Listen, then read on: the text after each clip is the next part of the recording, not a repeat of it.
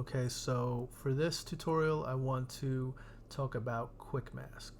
Now, Quick Mask is a great feature that can help you clean up selections or just make selections or add to selections.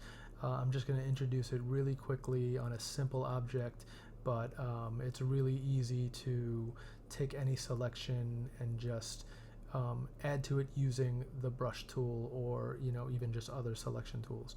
So first thing I'm going to do is just show you I have this selection here, right? So the very first introduction to it is I'm just going to launch a selection that I have on this bowl, and then I'm going to go into Quick Mask. Now the Quick Mask can be found here at the bottom of your your tool palette here on the left. And again, it kind of looks like this little rectangle with like a dotted line circle in between it.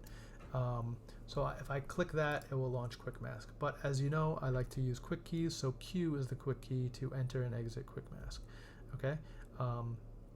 So again, Q enters, Q exits. And other things you should know about it are if you want to change the color, by default it's usually red. I can double click on this Quick Mask icon down here, and I can change the color to whatever color I want.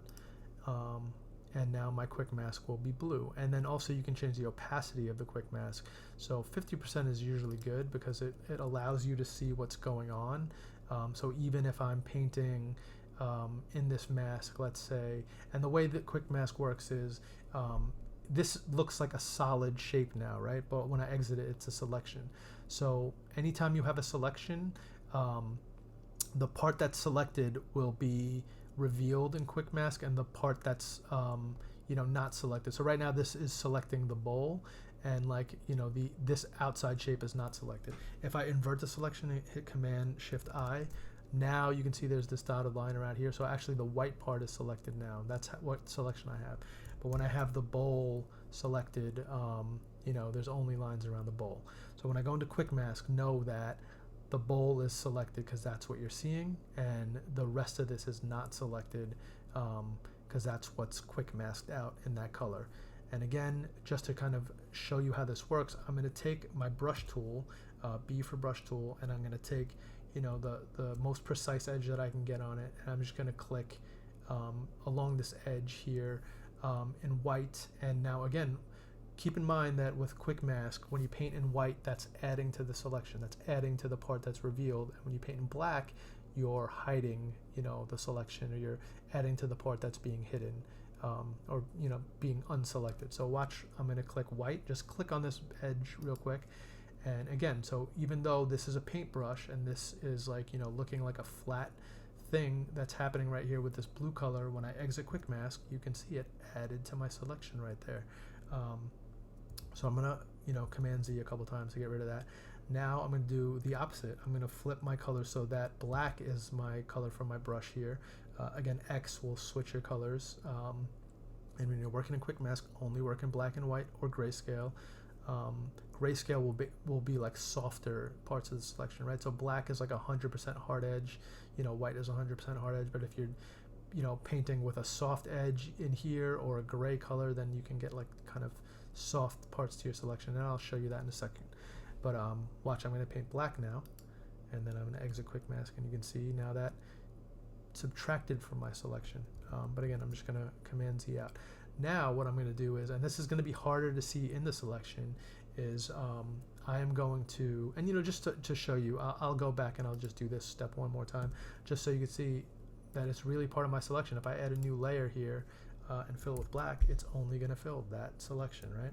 So again, just quick, easy way to modify your selection. And really it's good for this particularly because on this bowl, when I initially selected it, it's not perfect. So if I want to go back in here and clean stuff up with this selection, I take my hard edge brush here, and again, I want white to kind of paint in the selection. So I'm going to switch back to white as my foreground color, and then I can just click and add, and you can see that's adding, it's cleaning up my selection a little bit.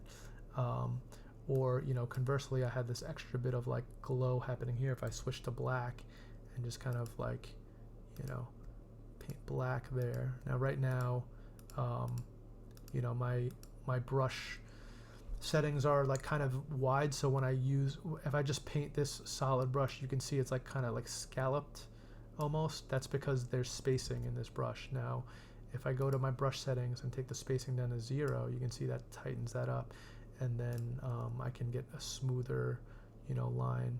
And if you click and hold shift and drag, it will drag in a line. So if I click in one spot and hold shift and click in another spot, it drags a straight line to that.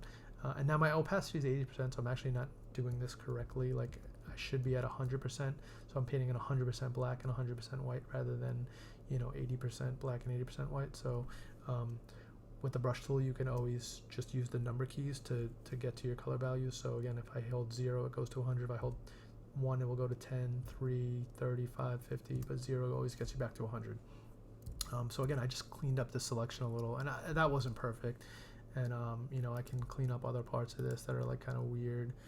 So that cleans up the selection. So now I exit quick mask, and now again I'm in the selection rather than this like paint kind of preview thing. And actually there's like a bit up here that's kind of soft. Make sure I'm painting in black to kind of clean that up. But that is generally like quick mask in a nutshell. Now the only other part I'm going to show you is that the cool thing about this is it doesn't have to be a hard edge brush to make a selection. So if you want to make like a selection that's kind of like got a soft part to it, for example, if I just paint black now over this, it's gonna kind of soften this selection. And actually I want to go back and I want to change my brush settings, because now that I'm using a soft brush, it's always better to have some space in between so it's not so tight on the edges there. So I'm gonna Command Z that and then do it with a softer brush, so you can see it's more of like a nice vignette rather than that hard edge.